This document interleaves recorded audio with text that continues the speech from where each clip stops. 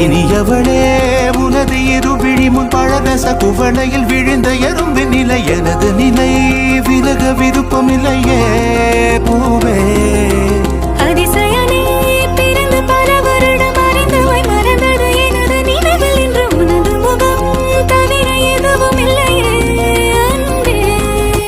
வேறாரும் வாழாத பெருவாழ்விது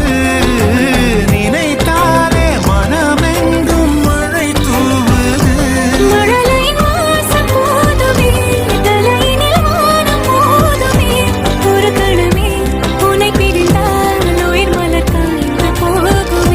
நீதானே